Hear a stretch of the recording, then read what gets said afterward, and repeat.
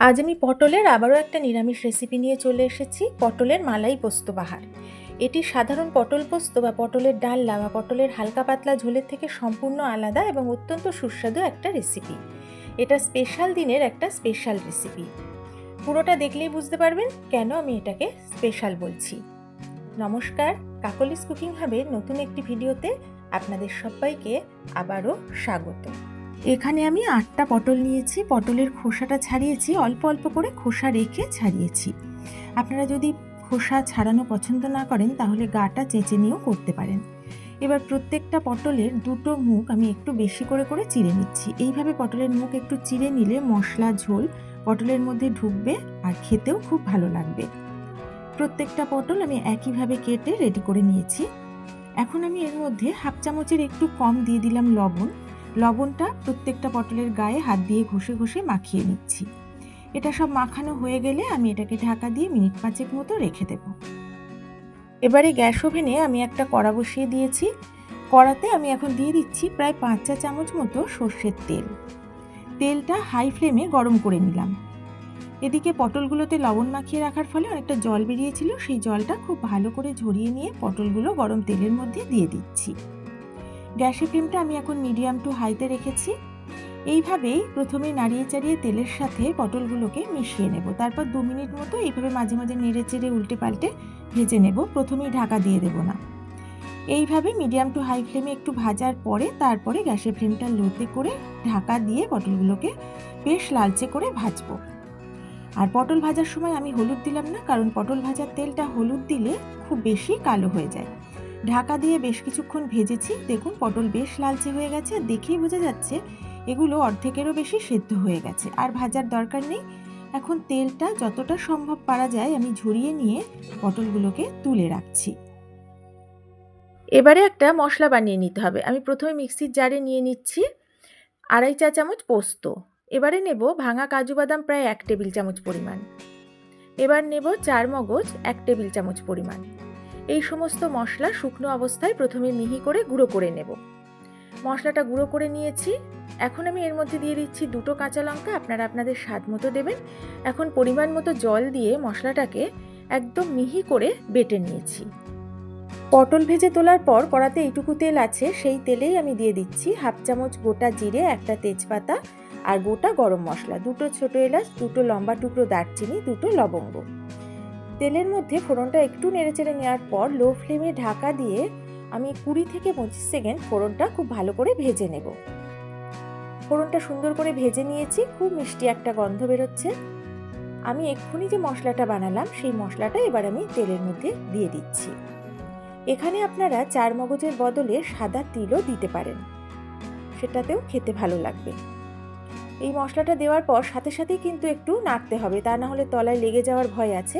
আমি নেড়ে চেড়ে তেলের সাথে মশলাটা ভালো করে মিশিয়ে নিচ্ছি। মিক্সি জারে অনেকটাই মশলা লেগেছিল। এবার মিক্সির জারটা ধুয়ে আমি কিছুটা জল এর মধ্যে দিয়ে দিলাম, আর জলটা দেওয়ার ফলে মশলাটা কিন্তু ভালোভাবে কষানোও যাবে। এবার জলের সাথে মশলাটাকে নাড়াচাড়া করে ভালো করে মিশিয়ে নিচ্ছি। আমি মিক্সির জারটা ধুয়ে প্রথমে জল দেওয়ার পর আরও একবার ধুয়ে অল্প করে কিন্তু একটু জল দিয়েছি। এটা ভালোভাবে মিশে যাওয়ার পর গ্যাসের ফ্লেমটা লোতে রেখে ঢাকা দিয়ে মশলাটাকে কষিয়ে নেব, যাতে মশলা থেকে তেল ছেড়ে দেয়, কাঁচা গন্ধটাও চলে যায়। তবে মাঝে মাঝে কিন্তু একটু নাড়তে হবে, তা না হলে তলায় লেগে যেতে পারে। প্রায় মিনিট 2-3 পরে ফাইনালি ঢাকাটা তুলে নিলাম। মাঝে কিন্তু ঢাকা তুলে 1-2বার নেড়ে দিয়েছি। মশলাটা সুন্দরভাবেই ভাজা হয়েছে, বেশ মিষ্টি একটা গন্ধ বেরোচ্ছে। তবে খুব বেশি তেল কিন্তু বেরোবে না, কারণ আমি খুব সামান্য তেলেই মশলাটা ভেজেছি। এখন আমি এর মধ্যে দিয়ে দিচ্ছি হাফ চামচ হলুদ গুঁড়ো, হাফ চামচ কাশ্মীরি লঙ্কার গুঁড়ো, আর সামান্য জল দিয়ে দিলাম। এবারে হলুদ আর কাশ্মীরি লঙ্কার গুঁড়োর সাথে মশলাটাকে ভালো করে নাড়িয়ে চাড়িয়ে মিশিয়ে নিচ্ছি। এইভাবে নাড়াচাড়া করেই আমি 1 থেকে 1.5 মিনিট মতো ভেজেও নেব, যাতে হলুদ লঙ্কা গুঁড়োর কাঁচা গন্ধটা চলে যায়। মশলাটা ভালো করে ভাজা হয়ে যাওয়ার পর এখন আমি এর মধ্যে অ্যাড করব টক দই। 1 টেবিল চামচের সামান্য কম টক দই, একটু জল, 1/4 চা চামচ চিনি আর 1/4 চা চামচ লবণ দিয়ে খুব ভালো করে ফেটিয়ে রেখেছিলাম। দইটা দিয়ে দিলাম আর বাটি ধুয়ে সামান্য জলও দিলাম। এখন মশলার সাথে দইটাকে খুব ভালো করে মিশিয়ে নিচ্ছি। গ্যাসের ফ্লেমটা লোতে রেখে দইটা দিয়েছি, আর দইটা দেওয়ার পর সাথে সাথে কিন্তু এইভাবে সমানে একটু নাড়তে হবে, তা না হলে দই ফেটে যেতে পারে। আপনারা গ্যাসের ফ্লেমটা পুরো অফ করে তারপরেও দই দিতে পারেন, তাহলে দই ফাটার আর ভয় থাকবে না। এইভাবে বেশ কিছুক্ষণ আমি নেড়েচেড়ে নেওয়ার পর লো ফ্লেমে ঢাকা দিয়ে মশলাটা কষিয়ে নিলাম। কিছুক্ষণ কষিয়েছি, এখন আমি এর মধ্যে দিলাম স্বাদ মতো লবণ। লবণটা দিয়ে লবণটা মশলার সাথে মিশিয়ে নিচ্ছি। এখন এটা পুরোপুরি কষানো হয়নি, তাই আবারও আমি লো ফ্লেমে ঢাকা দিয়ে বেশ কিছুটা সময় মশলাটা ভেজে নেব। মশলাটা খুব ভালো করে ভেজে নিয়েছি, দইয়ের কাঁচা গন্ধটাও একদম চলে গেছে। এইভাবে মশলা কষিয়ে নিতে হবে যেন কোনো কাঁচা গন্ধ না থাকে আর বেশ সুন্দরভাবে ভাজা ভাজা হয়। এখন আমি ভেজে রাখা পটলগুলো এর মধ্যে দিয়ে দিলাম। এবার এই পটলের সাথে মশলাটাকে ভালো করে মিশিয়ে নেব। প্রায় মিনিটখানেক সময় নিয়ে এটাকে নেড়েচেড়ে মিশিয়ে নেব। তারপরে আমি লো ফ্লেমে ঢাকা দিয়ে আরও 1 থেকে 2 মিনিট মতো রান্না করব, যাতে পটলটা মশলার সাথে ভালো করে মজে যায়। মশলার সাথে পটলটা বেশ ভালোভাবে মজে গেছে। এখন আমি এতে দিয়ে দিচ্ছি 1 কাপ পরিমাণ ঘন নারকেলের দুধ, আর বাটিটা ধুয়ে সমপরিমাণ জলও দিয়ে দিলাম। এই রান্নাটায় বেশি ঝোল হবে না, মাঝারি গ্রেভি হবে, সেটা বুঝে পরিমাণটা আপনারা দেবেন। এবার নারকেলের দুধ আর জলের সাথে মশলা পটল আমি মিশিয়ে নিচ্ছি। এই রান্নাটায় যেহেতু নারকেলের দুধ দেওয়া হয়, এর স্বাদটা কিন্তু অসাধারণ হয়। তবে কোনো কারণে বাড়িতে যদি নারকেল না থাকে, আপনারা প্যাকেটের দুধ গুলেও এর মধ্যে দিতে পারেন, তাহলেও খারাপ লাগবে না। এটা খুব ভালো করে মিশিয়ে নিচ্ছি। গ্যাসের ফ্লেমটা আমি এখন হাইতে রেখে দিয়েছি। হাই ফ্লেমে এটা ফুটে উঠেছে। এখন আমি এর মধ্যে একটা চেরা কাঁচা লঙ্কা দিয়ে দিলাম। আপনারা অবশ্যই আপনাদের স্বাদ মতো আরও বেশি দিতে পারেন।